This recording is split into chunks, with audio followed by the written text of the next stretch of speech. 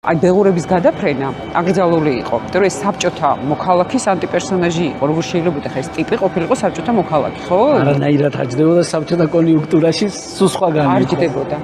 და ეს იყო მართლაც რევოლუციური ფილმი, რომელიც სტუდენტური ფილმი უნდა ყოფილიყო და ნუ რა მასშტაბიც მიიღო, ყველამ კარგად ვიცი და გუჯა ბურდულის მე ეს თემა, ეს ფილმი შემოიდო იმაში, შემოდეს აკრძალული ფილმების თაროზე და რომ მოვიდა გორბაჩოვი და მისი ცოლი რაისა დაიწყეს გვაჩვენე თუ აი თაროზე შემოდებული ფილმების ესაო რა სიაო და ნახეს ეს ბეღურების გადაფრენა და მაშინ მახსოვს რაისამ თქვა გორბაჩოვის ცოლმა რომ აი კაცი გუჯაზე და ეს მაშინ ვერ იგებდა ხალხი ესა კაი კაცი აი კაი ეს კარგს ნიშნავდა თუ ცუს ნიშნავდა უკვე სუდათაური ჩვენი საქმე თუ კარგად არის და მე უკვე რომ ეს წავიდა და ეს საბჭოთა კავშირს ზუსტად დარეკეს ქართულ ფილმში რომ არიქა გაგიჟდენ ფილმზე და აბა დავიწყოთ და ხელახლა ამოვქაჩო და გამოვიდეს და ნახოთ და რაღაცა და მე კანშიც ამან კიდე ახალი სიცოცხლე მისცა და აი რამ ხელა მნიშვნელობა ქონდა მაშინდელ სისტემას. ანუ რაისას უნდა ვუმადლოდეთ რომ ეს ფილმი გამოვიდა. ხო აი